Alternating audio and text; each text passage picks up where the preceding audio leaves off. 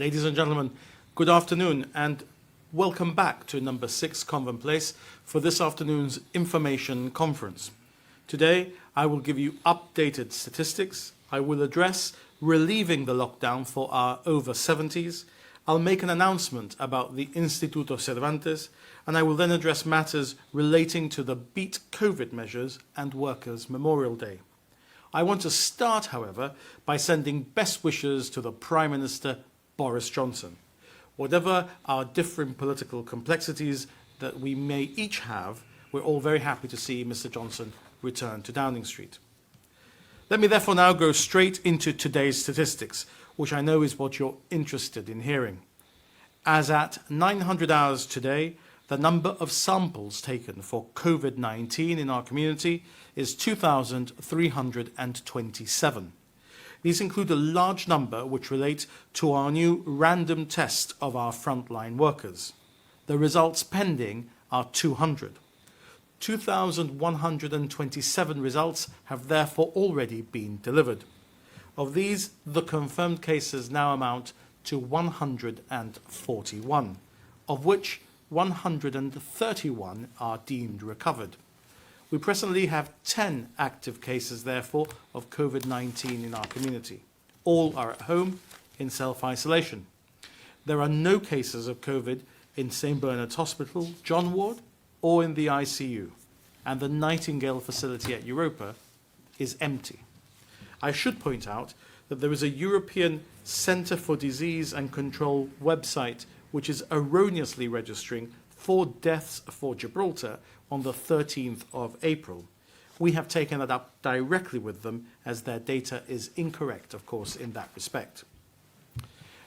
These low numbers of infections and the absence of serious cases or deaths in Gibraltar is good news. But it is ever changing, so we cannot get overconfident in respect of this virus, which is still very much in our community and is likely to remain a part of our world for many months or years to come. This morning, the Cabinet considered this issue in great detail. We're in the process of finalising a plan to start our exit from lockdown. We expect to be able to say more about that in coming days as we're consulting very widely. But today, having met the triggers for unlocking to commence, we're going to start relaxing the lockdown by announcing a very welcome measure for relief for our over 70s. Based on medical and public health advice and following consultation with the Leader of the Opposition, we're going to amend the regulations on the over 70s. The change will allow our over 70s to go out to exercise in the same way as our regulations permit the rest of the population to do so. It will, of course, be entirely voluntary for those affected to take advantage of the opportunity to exercise. There is no obligation to go out to exercise, which you can do indoors. Indeed, the advice remains that over 70s should stay at home other than as necessary. However, there are a small number of over 70s who have contacted the government and expressed a desire to go out to exercise in the same way as everybody else. The government has therefore decided that those over 70s who wish to will be able to exercise with no restriction in the same way and at the same time as everybody else. In order to introduce a degree of mitigation from the risk of going out, special facilities will also be provided for those of our over 70s who wish to take the option of exercising at defined locations on specific days and times. On weekdays from 10 a.m. until 12 noon, Eastern Beach, Camp Bay and the Victoria Stadium and Commonwealth Park will be reserved for exercise by persons over 70 only. Bank holidays are excluded, as those areas will be open to the whole community on those days at those times. Entry and exit will be controlled by the Royal Gibraltar Police and other officials. It will be necessary to show a document like a health card which shows the age of the holder to be able to access these areas. The different areas will be cleaned and disinfected before 10 a.m. on the relevant days. This is the Golden Hour scheme, which will provide facilities for those of our over 70s who wish to avail themselves of them. Those who leave home are urged to be extra careful. They should not touch anything like lift buttons, door handles or handrails on communal stairs. They should maintain social distancing and must not use the opportunity to leave home as an excuse to meet or walk with friends and family. and these measures will of course be kept under constant review. I'm also happy to report today that the Instituto Cervantes is offering online support to Gibraltar students undertaking Spanish A-level courses. More information is available at cervantes.es. The public will recall that the Instituto was closed in Gibraltar at the time that Señor Margallo was Foreign Minister of Spain. I welcome this tentative return, even if it is only virtual at this stage. Moving on now to our Beat COVID measures, I'm happy to report that these are, in the main, working very well. There have been some glitches on emails, and these are being corrected, but the vast number of communications and payments have gone without incident, which is a very, very good thing. I expect to be able to provide detailed statistics on payments and the demographic spread of these by the end of the month.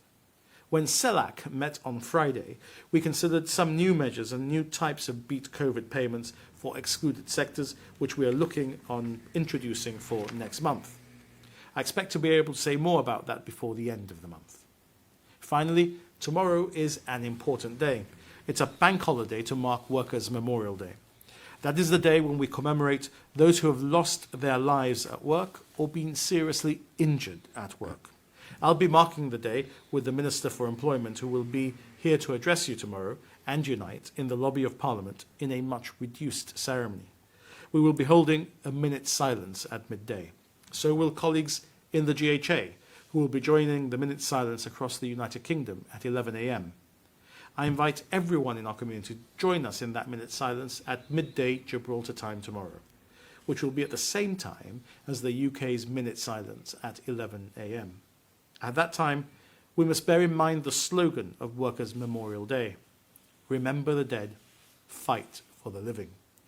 How apposite that message is this year, in particular when we think of health workers around the world who have lost their lives at work, treating those with COVID-19. Additionally, I should say that tomorrow is also the regimental day of our much-loved Royal Gibraltar Regiment. Today, I wear the tie of their regimental association in honour of all those who have served. Tomorrow, I will wear the tie of the regiment in honour of the work done by them in helping us to prepare the Nightingale facility at Europa Point. And now, to the main event. This afternoon, I'm joined by a person who represents the cohort of the over 70s. There is nothing about him which suggests that he is more vulnerable or at any risk than anybody else. Indeed, and if anything, as ever, the only people who are most at risk or vulnerable are those who try and raise an argument against him. So I have great pleasure in welcoming Sir Joe Bossano to the information conferences this afternoon. Over to you. Thank you very much. Well, I'm glad for this opportunity to address two issues, really. My cohort, which has been the subject of the statement and the press release today, about the greater flexibility in terms of what the government thinks needs to be done to protect people over 70. And as Fabian has already said, the advice of the government still is that the safest thing to do is not to leave your house. Sometimes people think that it's a good thing that people should be frightened of catching the virus because that helps them not to take the risk. I don't think it's necessary to frighten people into not taking the risk. I think it's important to appeal to their common sense, and I think most of the people that have survived to 70 and beyond don't need to be losing a night's sleep if they follow the advice that is being given, which is very simple. Inside your home, you cannot catch the virus unless somebody brings it to you. And that is true of everybody else that is exposed. The reason why the over 70 are being given special attention is because the experience in other countries where there have been deaths, which is not our experience and which I hope and expect will not be our experience,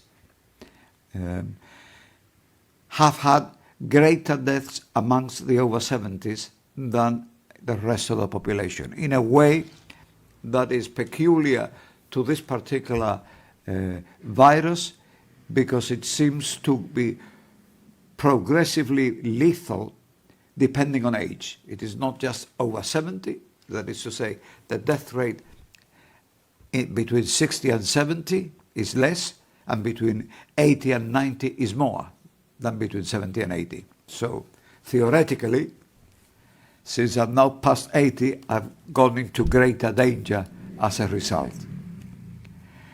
The reality is that until now, of the people that have been infected in Gibraltar, there are 8 over 70, and they've all come out of the disease when they're not in serious, it hasn't been in serious danger that they were near death, and we intend that it should be so. The objective of the government, and mine in particular, is that I value the age of the over 70 very highly. I think an interesting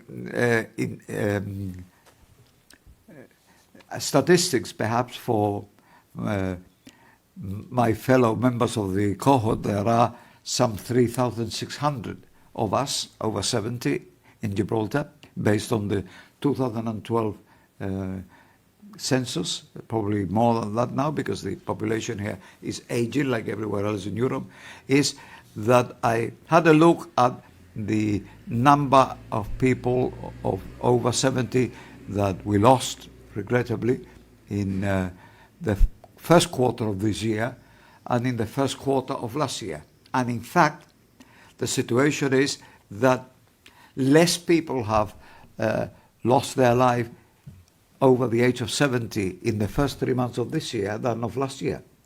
So it may be that staying at home and being protected as we have done this year may be something that protects the lives of the over 70s even without the pandemic. And it's, the relationship is in fact that whereas there tends to be obviously a high percentage of people who die over 70 because of course we're all living to be over 70 and therefore quite a lot of the deaths is in that category. So, but the percentage last year of the deaths, even though the deaths are about the same, that is to say a total of something like, there were 77 deaths last year in the first quarter and 76 this year. But of the 77, 87 were over 70, and this year it's 77. So there's been the incidence of death, the population at risk has gone down by a substantial ratio in percentage terms. That is to say that the same number of people that have died, but less of the elderly people have died. And it's something that it is worth thinking about for the future, in the sense that when the pandemic is over, it may well be that we learn lessons from it. And I think that's an important factor, that we need to learn from this pandemic what are the things that can help us to put off the death of any of our people for as long as that is humanly possible, by looking after them and by putting greater emphasis, something which has always been the policy of the GSLP, putting greater emphasis on having a program to prevent illness on the basis that prevention is always better than cure. The statistics that were quoted by Joseph the other day about the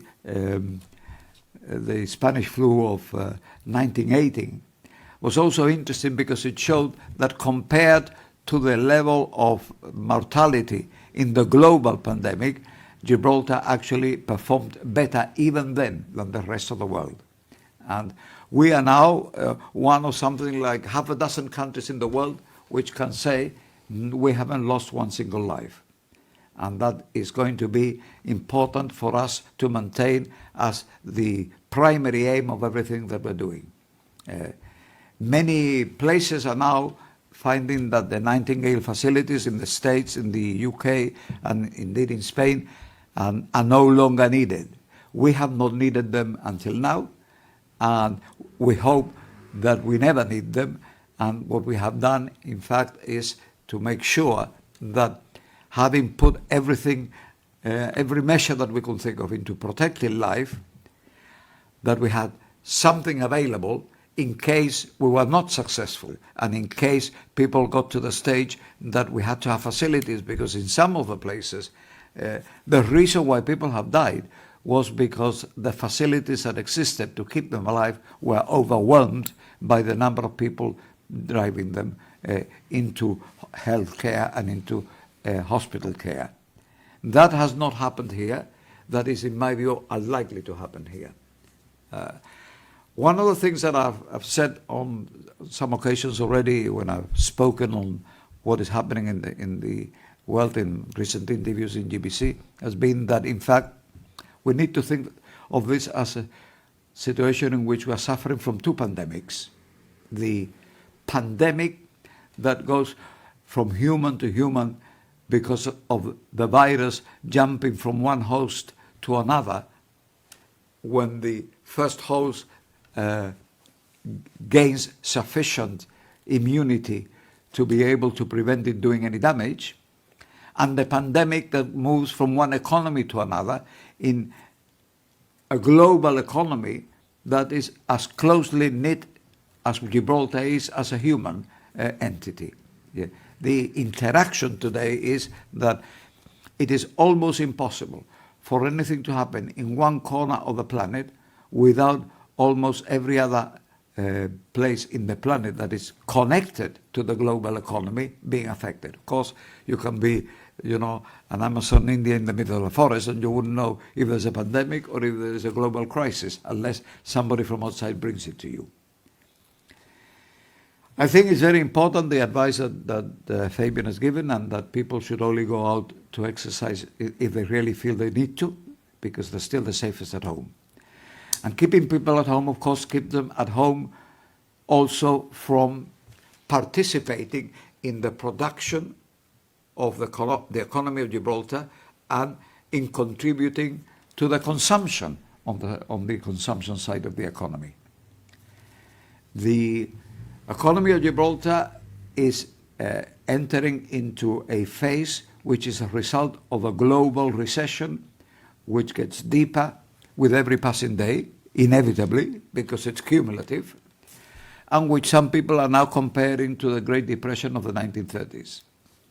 Indeed, a recent view by a report in the United Kingdom is that the United Kingdom will take 3 years to recover from this.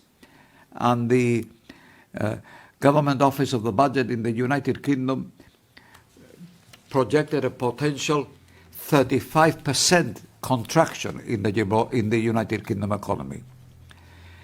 We had expected in October of last year that there would be a hard Brexit and that we would be in a situation where, as a result of the hard Brexit, there would be a marked slowdown in the economies of the European Union and the United Kingdom, with the European Union shrinking more than the UK.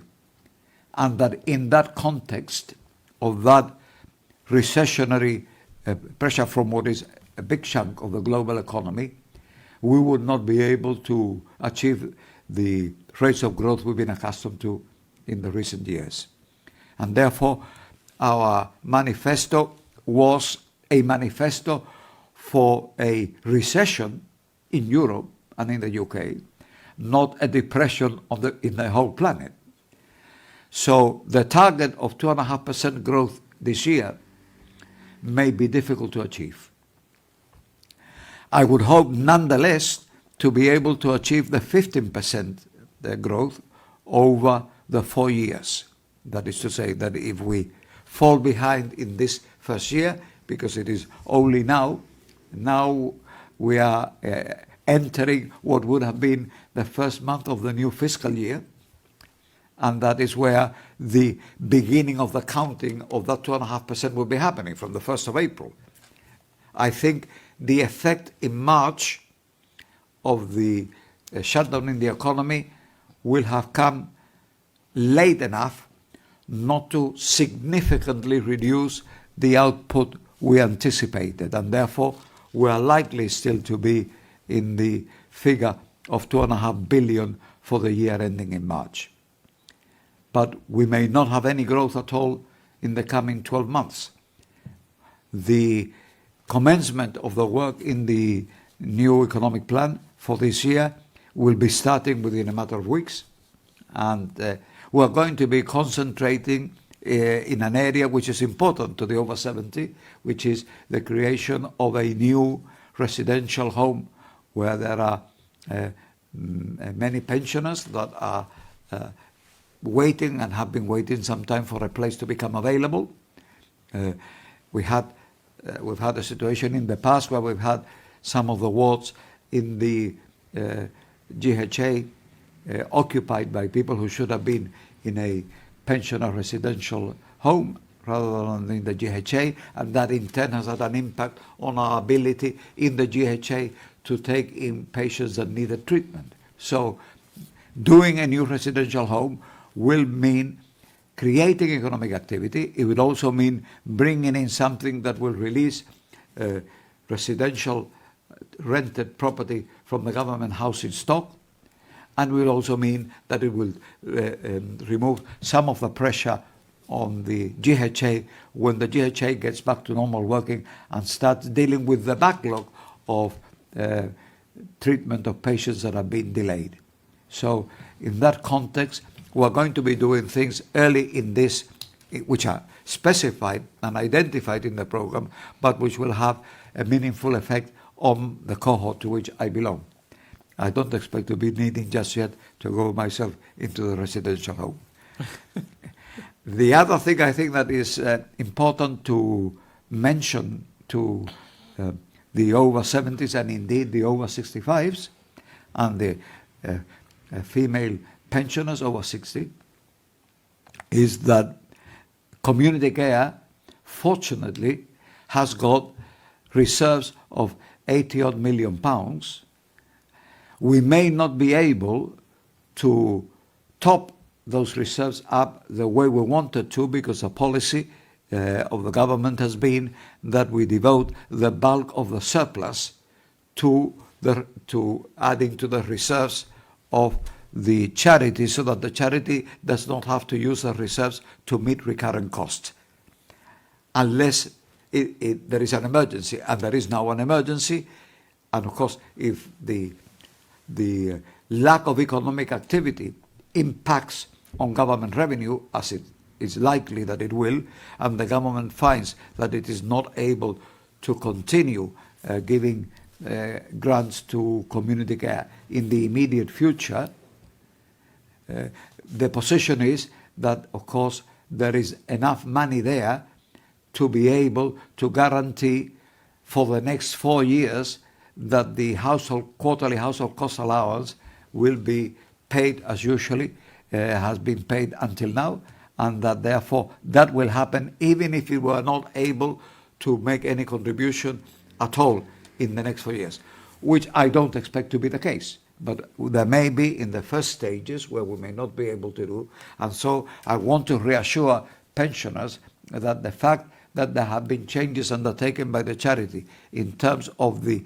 under 65s, who were being expected to do a couple of hours a week in return for a payment, well, I think quite rightly the charity will now be concentrating in helping those who are beyond the retirement age and therefore who have an important dependence on this to supplement their occupational pension and the social insurance pension, and in many cases those without occupational pension, which depend entirely on the social insurance. So I think the message that I want to say is one of optimism in both the areas that I mentioned, in terms of the protection of our senior citizens above 70 and indeed even before 70, that provided they stick to the rules, it should not be driven by fear, but by common sense. And I think my generation, in my view, and maybe biased, had more common sense than the generations that came after us. So that shouldn't be too difficult to manage.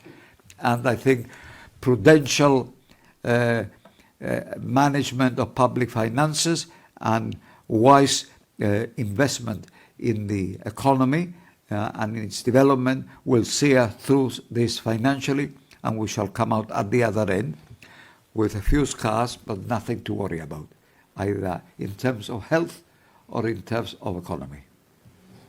Thank you very much. This morning, during the course of the cabinet meeting, when Joe was telling us exactly the same in terms of the attitude of the over 70s and the common sense that they have had to display at different times of sacrifice in our history, I recalled the attitude of my grandmother, who lived through the Spanish flu, which usually caused great mirth in our house. That she would change every time she came off the bus. She would be washing her hands and washing her face all the time that she came in from outside. But of course, that generation had lived through the Spanish flu, which gave rise to a lot of the same issues as now in terms of personal hygiene, etc. And that common sense would have seen her through that particular pandemic when she was a little girl. It's the basics that we all have to be alive to today. Now over to questions, please, from members of the media. Good afternoon. The first question is for the Chief Minister from GBC. Several persons have contacted GBC stating that they have been deemed not to qualify for beat payments without explanation. Can you confirm that paused employees in all qualifying sectors are entitled to beat? And if so, will the government inform those who are rejected on the reasons why they do not qualify, so that if need be, they can appeal the decision? Well, that's a very simple question about a very complex set of issues. And I cannot confirm that all paused employees in qualifying sectors are able to receive beat payments, because the rules of beat payments say that there are qualifying criteria. In other words, you need to have made at least one payment of Social Security, you need to have been registered by the 15th of March, either with the Department of Employment or with the Income Tax Office, or your employment must have started before and was in the process of being registered. So there are criteria that have to be met. Where a rejection has occurred, very often the email providing for that rejection will allow for an appeal, and that appeal will enable the individual who's been rejected to have the reasons why they have been rejected and see whether that is going to be dealt with. But we are dealing, and GBC says that they received a number, well, in fact, we're dealing with a very large number of applicants, the vast majority of which, over 95%, if not more of which, have been approved for payments and have received those payments, or at least their employers have received their payments. The individual will have received a notification that they will now receive the payment because it's gone to their employer, and the employer is now in the process of sending on the payment to the employee. So I hope that sets some clarity about those individuals who have been told that they are rejected. There may be glitches in the reasons why they have been rejected, which may be addressed in the context of an appeal. This is principally an electronic process, so in some instances the computers will not have a sensitivity to some of the issues that may arise, and I hope that will all be dealt with in the context of appeals. The second question is from the Chronicle, and it's for either the Chief Minister or Minister Bossano. Unite the Union reacted last week to the Chief Secretary's statement about doing more for less in a post-pandemic world. The Union said it will oppose austerity measures, cuts in the public sector, and any form of privatisation of public services. Is the Union right to be worried? And what would you say to any public sector workers who are concerned about what lies ahead? So I don't think it's just the Union that should be worried. We should all be worried. We don't know what economic reality we're going to emerge into. And so Joe has just told us that we expect to be able to continue to see growth in the economy in the period of 4 years, in the lifetime of this Parliament. But growth in the economy does not necessarily equate to growth in the public finances, or indeed in the maintenance of public finance receipts. So I think whether you're in the private sector, in some sectors you'll be more affected than in others, or in the public sector, there is cause for concern. But look, nobody is going to fight austerity harder than I am. I've seen the effects of austerity in the past 10 years in the world. I've seen what austerity has done to the Spanish healthcare system and what it's done to the United Kingdom's healthcare system. Those things did not happen in Gibraltar, and our healthcare system was ready to deal with this pandemic because we hadn't had austerity. Austerity is just a cut across the board without thinking.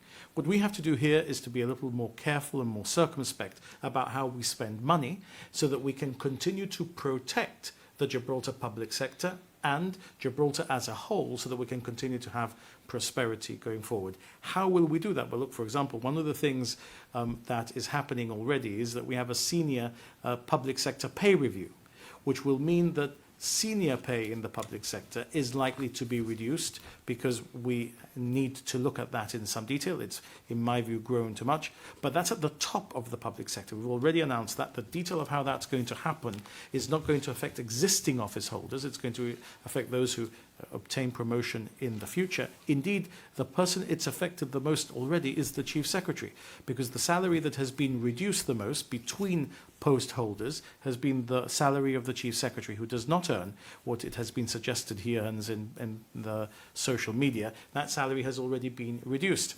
So there are reasons why it is absolutely correct to talk about, in some areas, reducing salary, and there are reasons why there is absolutely no need to be concerned about guarantees that the public sector is going to continue to have the investment it needs to have to provide the public services it needs to provide to the to the private sector in Gibraltar, and why there's not going to be any of the sort of austerity that you've seen anywhere else. That's something which I've fought against in the 10 years that I've been in government, and I will continue fighting against. But it is important that we also realise what it is that the public sector has done. The public sector has many detractors, principally in the private sector, and yet it's the public sector that's had to come to the aid of the private sector at this difficult time. That's what a public sector does well. It's a machine that is ticking, ready to come into action, not just day to day, but also in moments like this. So, all of the detractors of the public sector now have to accept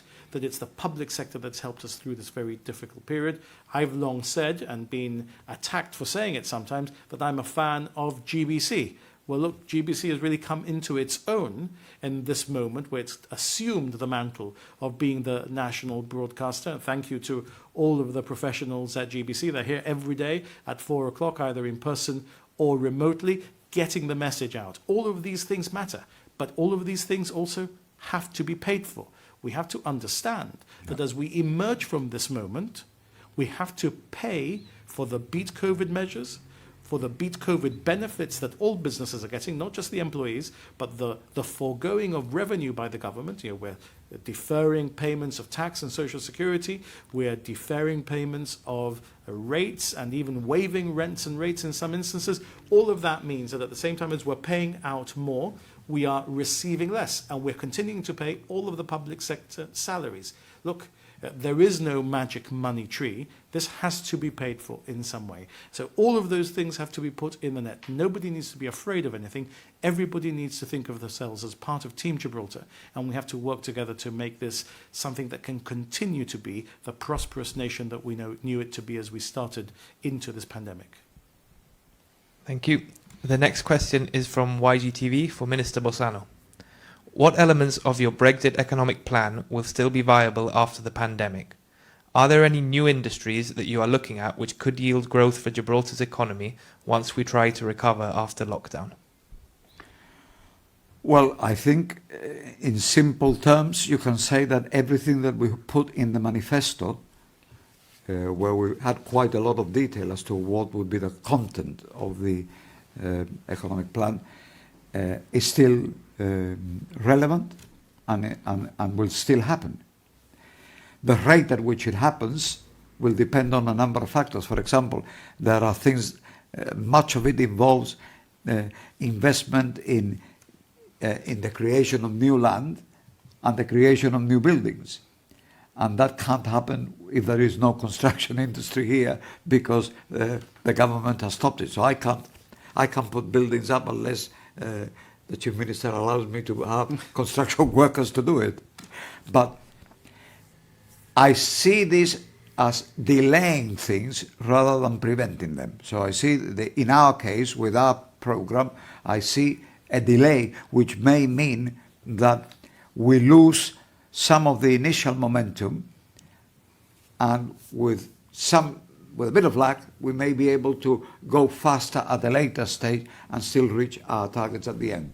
The National Economic Plan actually was open-ended, enabling us to add additional things in the context of the structure that was being created. So the structure that is being created is going ahead. It will be going ahead, in fact, as from this week. And that structure will initially be dealing with the areas that we've already identified in the plan, some of which can only happen because cannot happen because they require land reclamation first. So the things that we're going to be doing is the things that can be done on the existing available land. There are a number of things in the pipeline, but you know, over the years I've always been reluctant to talk about things that are in pipeline because I have a habit of going into the pipeline and they're not coming out. And it's better not to announce things, I think, until they're going to happen or you're fairly confident that they're going to happen. And in some cases, since we've got a neighbor that is not always friendly, there's no need to go into detail in areas where people on the other side might feel that they should interfere. You know, they've interfered in more than one initiatives we've had in the time that I've been in public life, in both government and in opposition, and therefore it is better to get everything done and then go public when you have tied all the knots. Thank you. The next question is from the Olive Press, also for Minister Bossano. If we consider that the highest contributors to the public coffers, like gaming, insurance and financial services, are still operating, the civil service is still at work, and other companies are operating online and via delivery services, would the biggest hit to the economy be the bars and cafes as well as the lack of tourism on the Rock at the moment?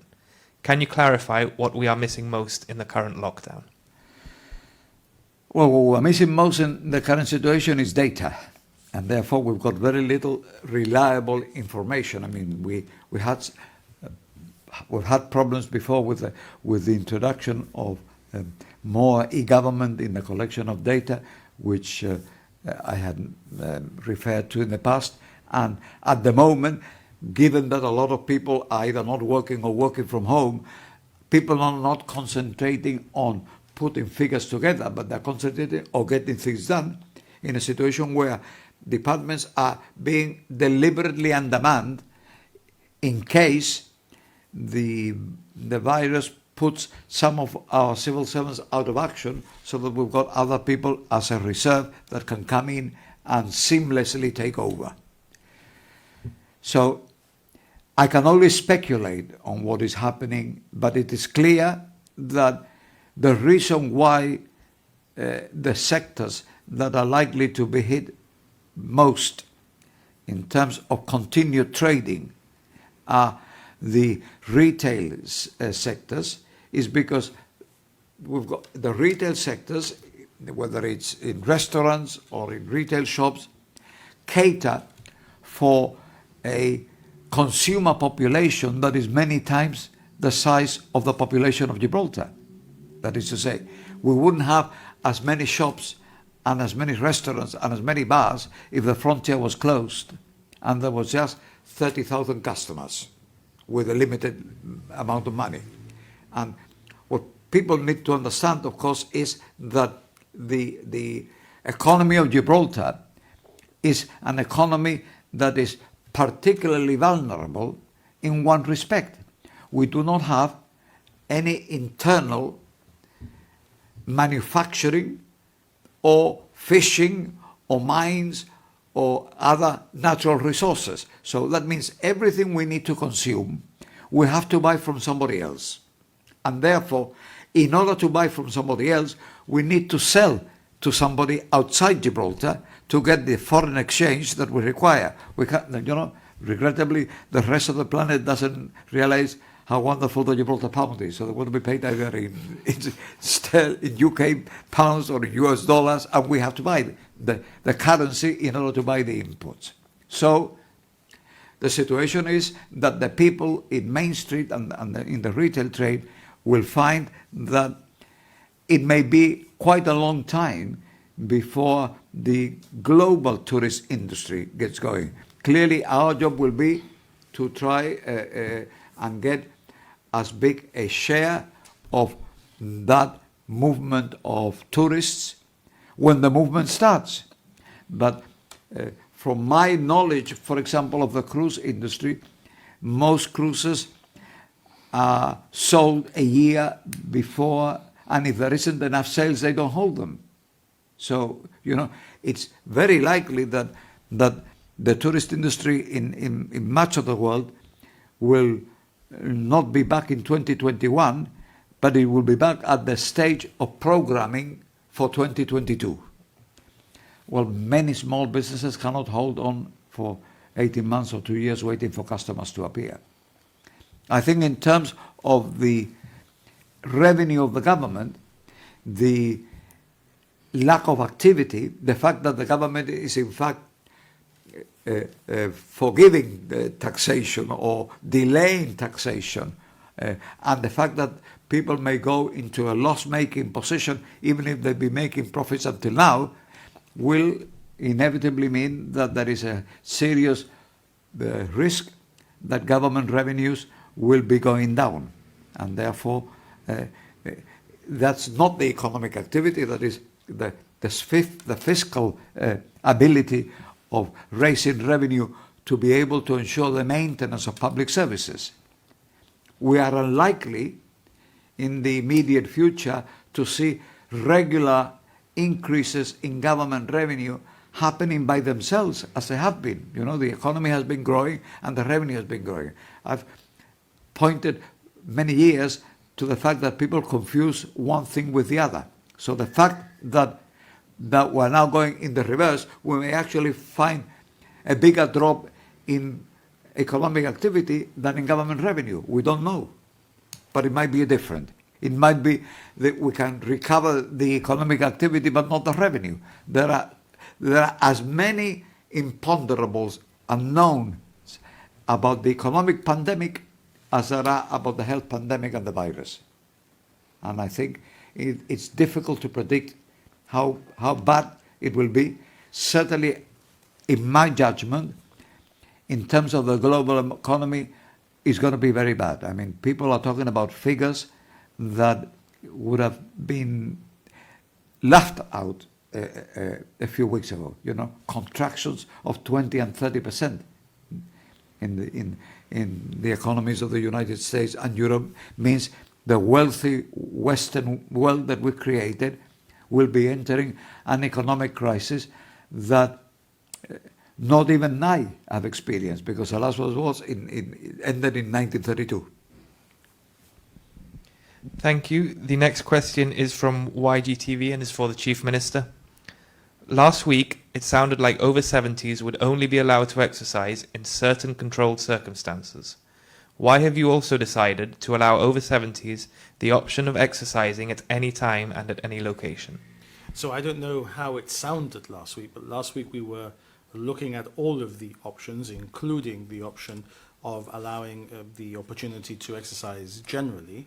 What it might have sounded like is what it is actually also going to be, which is the provision of an area where people are able to go, which will be even more sanitized or protected than you might expect. And it's going to be disinfected. Police are going to control access. Only other 70-year-olds will be there. Of course, a 70-year-old can catch COVID from another 70-year-old, but if they have not been in contact with the general population, it's less likely that they're going to have it. And if, to boot, they observe the rules of social distancing between themselves and the area has been disinfected, then you're putting in as much de-risking as it's possible to do, other than putting them into a clinical environment. But you're going to be able to go out generally if you wish, or indeed you're going to have this opportunity to go out to these areas which will be preserved for a period just for that particular cohort. So it'll mean that there are opportunities either for those who are particularly risk-averse and want to go to an area where there aren't going to be other members of the community, or for those who are less risk-averse and who want to take their exercise in the normal course of the areas in the town, or for those who are very risk-averse, then the best advice is to stay home, but to also take your exercise at home as it's possible to do. The next question is from the Chronicle, also for the Chief Minister. When do you expect the exit strategy document to be ready, and will it be published? Can you give us a flavour of its contents and structure? So the Cabinet this morning has been looking in detail at a first draft of that document. I expect to be able to share a draft of it with the Leader of the Opposition. We've already consulted a little on those issues. He was a member, well, he wasn't a member, he was present in the Cabinet last week when we considered what should be in that exit strategy. I can tell you that I hope to be making announcements before the end of this week as to some of the dates when some activity will be able to return, and I hope that the document will be available before the end of this week, although it may not be, but we will still go ahead and be able to make some announcements about what may be expected to happen in the beginning of May, which of course is Friday, and therefore some economic activity may be able to return as from the first working day in May, which would be Saturday the 2nd, the 1st of May being a bank holiday. And therefore, I would have thought during the course of this week, you'll be able to have more detail of what to expect. And you may also be able to have either the whole or part of the document that we expect to put in place, because that will have to be a dynamic document that may have to change as well as the science changes. You think of where we were a month ago and what we knew about the virus and the advice that was being given by the World Health Organization then and by Public Health England, Public Health Gibraltar. And you look at where we are today, and this has been a very, very fluid process. We've all been learning about this virus in real time. And so we have to be a little more prudent about finalizing our document, whilst also saying that our plans and our document may have to be very fluid and may have to change. And we may do things which we may have to undo, or we may think we can't do things which later we get advice we can do. Thank you, Chief Minister. The next question is from the Olive Press and is for Minister Bossano. As a long-time economic analyst in global trends, you spoke about a global depression like that of the 1930s. When we combine the coronavirus crisis and Brexit, do you think this could lead to higher taxes, unemployment, or lower wages? And how do you think the world will recover from this situation? I think there will be unemployment. There's no doubt about that. 22 million already in the United States. I think in Spain it's got about 800,000, but it's got 4 or 5 million laid off. So the fact that there are people who are laid off work and not registered as unemployed and receiving unemployment benefit doesn't mean that you haven't removed them from the workforce. I mean, they are not productive. So in terms of the economy is not dependent on whether they get paid unemployment benefit or social assistance. That the economy is dependent on whether they are actually producing anything. The numbers of people producing something is gone down dramatically in the world, not just in the West, but even in China. China, for the first time, has gone into negative territory in the last quarterly figure of output. Big chunks of Asia, where a lot of the things we consume in the West come from, are producing below their previous level. There are some people, I think, people who believe that we are capable of realizing how unsustainable our way of life is, that are hoping, and some are even believing, that when we come out of this, we will have had an opportunity to take a very hard look at ourselves collectively as a species and realize the damage we're doing to a planet which is of a magnitude that is going to make it uninhabitable for us and for most other living creatures except the viruses. I don't know what host they're going to have to find by then to survive. But it's unlikely, unfortunately, that there's going to be, I think, more people wanting to go back to the bad old ways of massive overconsumption that we've known. We've now got the technology and the ability to feed 7 billion people. But we don't feed 7 billion people. What we have is a situation where we starve 5 million people, and then we overfeed 2 million people, and then we send them to have diets. And that is how we behave as a species, right? Now, you know, if so many people are sitting down at home, maybe they can use the opportunity of sitting down at home to dwell on these things and realize that it shouldn't be beyond the wit of man to find a more just and sensible way to conduct our affairs.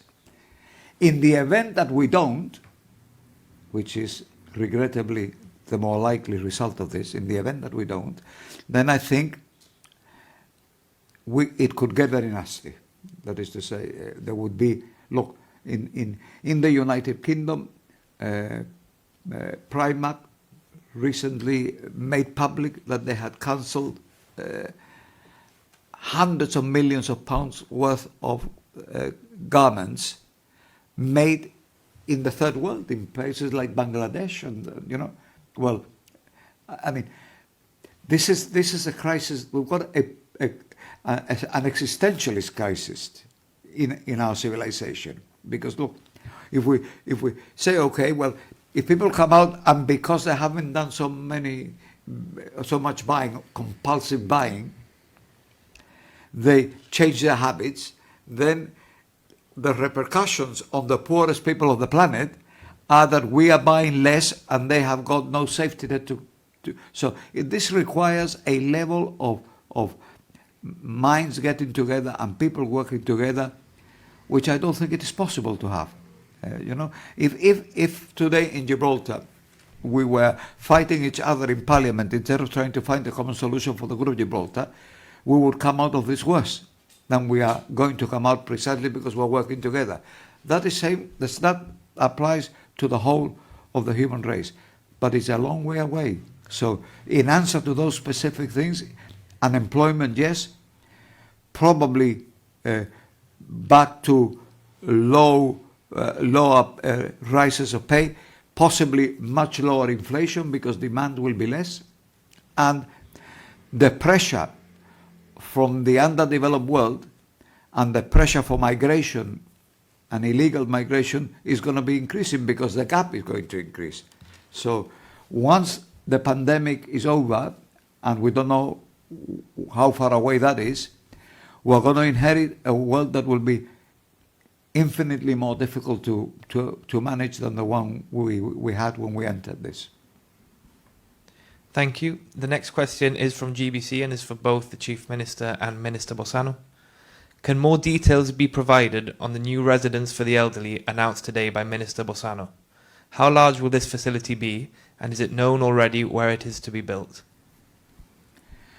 Well, I'm not going to give details where it's going to be built. I'm not going to give details when it's going to be for the reasons that I told you before. Look, this is something that will go to outline planning permission within a matter of weeks, right?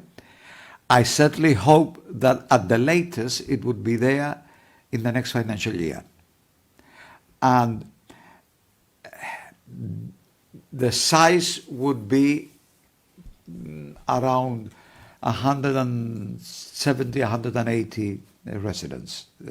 But we are at the beginning of the planning stage.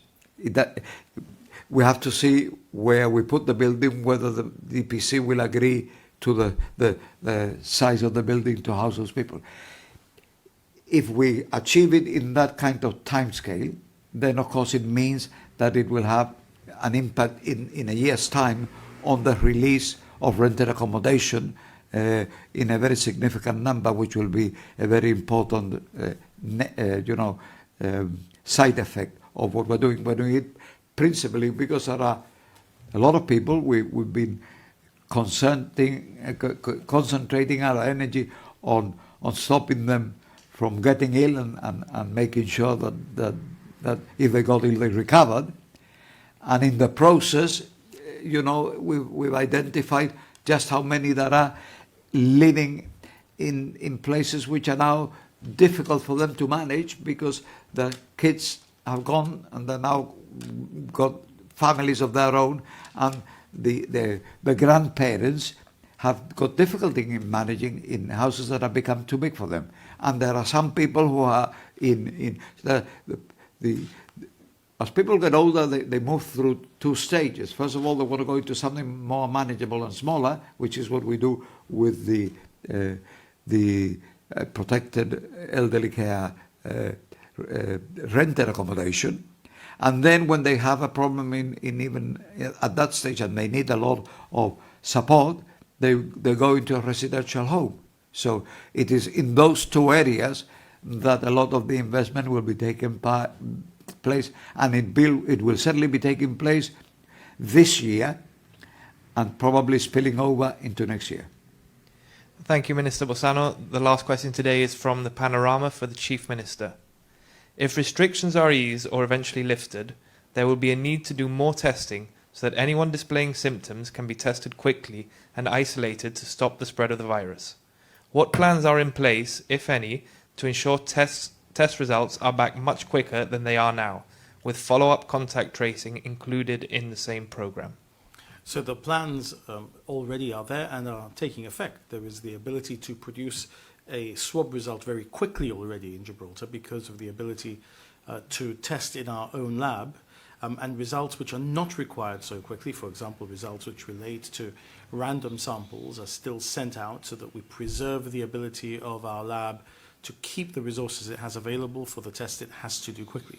As we ramp up the need to test more, we will have to be doing more testing in our own lab. It's also a question of when new tests appear. I mean, hopefully we'll be able to see a field test and an ELISA test at some stage soon. That hasn't happened yet. There isn't a reliable test that we can yet say is the one that we would go for in preference to the test that we're doing in our own lab. But as you unlock, you have to do a lot more testing, which is not just testing those who manifest with symptoms, but also random testing to understand what's happening, whether you have asymptomatic people in the community in any greater number, which is something that we also expect to be doing. So that is a requirement for the process of the next stage coming into effect. And at this stage, I think we'll be able to manage with the system that we have in place in our laboratory. The aggressive contact testing will, I think, then, or tracing will then require two things. It will require the ability to do things like an old-style investigation. In other words, you're asking people who they've seen in the past 48 hours, who they've been in contact with, then calling them, etc., as you would expect the police to unravel an investigation. And at the same time, people will have seen the opportunities for technology to assist us in that way. So for smartphones to have an app running in the background with near-field technology, telling us who you've been in contact with, telling us as a health authority who you've been in contact with so we can get in touch with them, and indeed warning those who have come within a particular distance of the mobile phone of a person who is diagnosed as having the disease, that they've been within that distance and to get themselves testing. So to an extent, just to put this into some context, you've got science telling us who's got it through the tests, but not telling us how we can medicate the people who have it or immunize those who don't have it. And you have technology hopefully giving us a way around that by telling us when we've been close to someone so that we can quickly identify them and isolate them, which is, as I said during the course of the last press conference I attended, almost a medieval or Neanderthal way of dealing with the virus, which is to say, right, get out of the way, don't be where others are so that you don't give them the virus if you've got it. So all of that coming together is what's going to give us an imperfect solution as we move forward in the context of a new world where we have to live side by side with the virus until that vaccine or that medicine finally is identified. Okay, well, thank you all very much. Thank you all for your questions. Thank you to Panorama, to YGTV, to the Chronicle, to the Olive Press and to GBC for all of those questions, not just today, but during the course of the press conferences held before today. Thank you for the easy ones and thank you for the pesky ones as well. We're all learning lessons from this pandemic, as Sir Joe has said. And it's the wisdom of the cohort that we most want to protect that is probably going to get us through this. They remember a lot more of the sacrifices that this community has been through, and they can collate that with the sacrifices that we are going to have to make now. That's why, as I said the other day, and I mean it, to all of the population, but in particular to those over 70, we don't want to lose any of you. So please, as from Wednesday, when we issue the new rules, you'll be able to go out to exercise, but take no risk whatsoever and be as careful as you can. Follow the public health advice, wash your hands, and if you sneeze or cough, Catch it, bin it, and kill it. I know that you are sick of hearing us say that, but it is the basic advice that's going to get us through this. It's not going to be funky science or technology. It's going to be those basic things. Thank you very much indeed. Good afternoon.